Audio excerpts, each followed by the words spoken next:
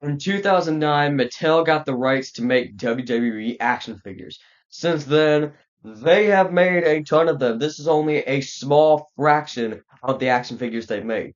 Given how long they've been around and how many figures they've made over the years, it's easy to forget about certain ones. However, sometimes there are characters that you forgot had figures, and if you don't own any of these figures, I highly doubt that there will be at least one on the list that you have no idea that had no idea that they've ever had a figure.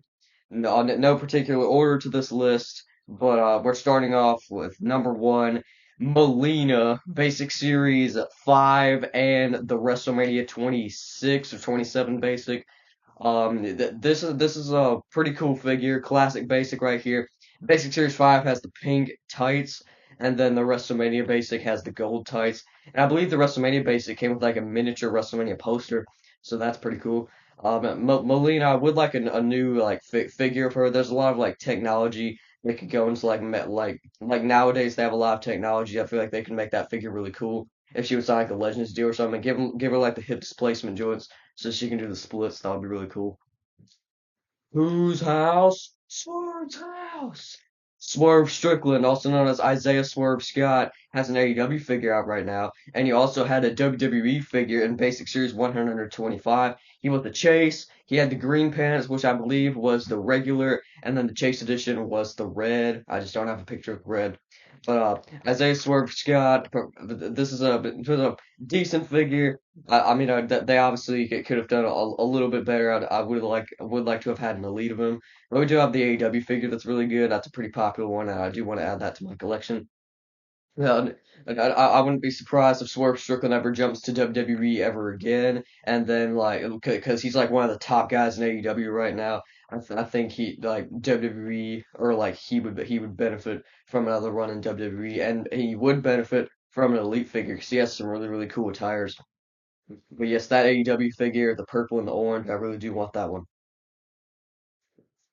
The masterpiece, Chris Masters, not the most discussed person of all time, but Chris Masters, he had a decent look, he was a decent wrestler, and he had a figure, part of Basic Series 8 right here, and also a Survivor Series Basic, but one has blue, one has red. Chris Masters, not a character I'm rushing to add to my collection, but he does have a figure that often goes forgotten by many collectors.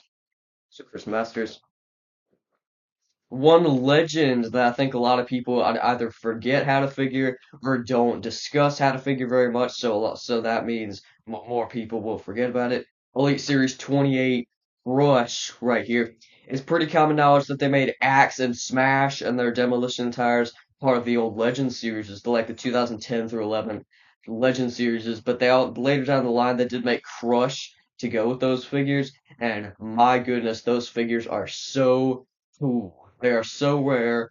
About particularly the Axe and Smash. They are so cool. I want to add them to my collection so bad. I want to put them on my 80s through 90s shelf so bad. Demolition. I just want those figures, bro. They're just like they're really rare. One figure I don't have a picture of because I actually have the figure right here. It's in my pocket and it's stuck. Hold on a second. Here he is. Larry Zbyszko. This was part of the WCW Notables four pack with Kevin Nash, Scott Hall, Eddie Guerrero, and of course Larry Zbyszko right here. Big wrestler in WCW. He's faced Bruno Sammartino back in the 70s, I believe. And I also believe that he fought AJ Styles in TNA and beat AJ Styles. I could be wrong on that, but Larry Zbyszko, I know he fought AJ Styles. It was like some sort of stipulation where Larry like was going to be his manager or something. This figure poses around him amazingly. The man can literally do anything, especially for being like pre-double jointed arms era. This figure poses around absolutely amazing. Other than that, it's basically just a black attire with some gold logos on the back or over here, I should say. Larry Zbyszko right there, and he only had one figure, which is a little weird because I think he's worn like a lot of different like trunks and everything. He's had quite a few different looks. He grew his hair out a little bit, so I'm surprised they didn't like plug him into a Legends line or something. I don't know if he still has that merchandise deal. It's not exactly a figure that I'm crying out for, but like I'm just surprised we haven't gotten another Larry Zbyszko sort of. The Nexus storyline, one of my personal favorite segments of all time, Raw history. And the Nexus destroys the ring during that match with Cena and Punk. It was just absolutely awesome. Wade Barrett, Daniel Bryan, Darren Young, Heath Slater, they all had figures, and those are pretty well known. And David Otunga also had a few figures too.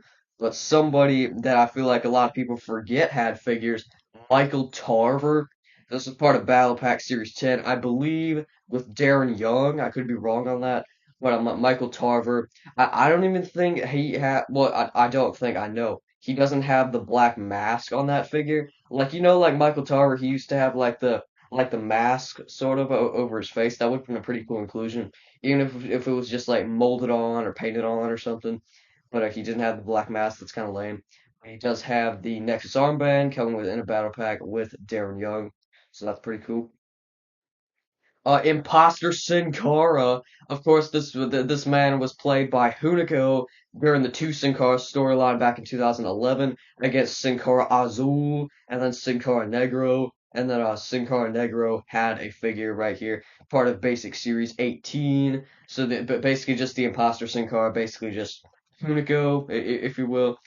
That's actually pretty nice figure. Of course, like Sin Cara figures used to be really cool. He had, I mean, I know this is like not this is technically not Sin Cara, but yeah, Sin Cara figures used to be really cool. He had all the different patterns, all the different colors, and his formula was really nice. I don't own any Sin Cara elites, but I've heard that they pose around amazing with like the torso and everything. And they were always very like aesthetically good, like with the mask, just very toyetic.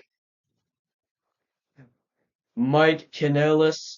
I don't remember too much about Mike Kanellis, but he was around like 2018 through 2020, I think, with his wife Maria Kanellis. They believed in the power of love or whatever. And he actually had a figure in Basic Series 110 right here. He's got the green on the pants or the trunks with the black. And then the head sculpt really does look like him. Is the head sculpt a little big, or is that just me? I always thought the head sculpt was a little big. But Mike Kanellis. Number two, I've been forgetting to mention the numbers on this list. Oh, excuse me, but Tommy Dreamer Battle Pack Series 4. This is a figure that I really, really do want to add to my collection. Because, like, Tommy Dreamer, I don't think we're ever going to get in the lead of him. But you never know. Remember the days when we never thought we were going to get, like, Hardy Boys or Razor Ramon or Scott Steiner or even, like, a Sandman more recently? We got all those figures, so never say never. But, like, I think Tommy Dreamer isn't that likely to get another Mattel figure, like an Elite. This basic is still really cool. He's got the ECW on the shirt. He comes in Battle Pack Series 4 with Christian. And I think that's a pretty sought after figure as well, because like when you look at the eBay listings for that figure and the figure in the Battle Pack with Christian met on card, that it usually has like upwards of like 9 or 10 watchers or something. So people definitely seem to want that.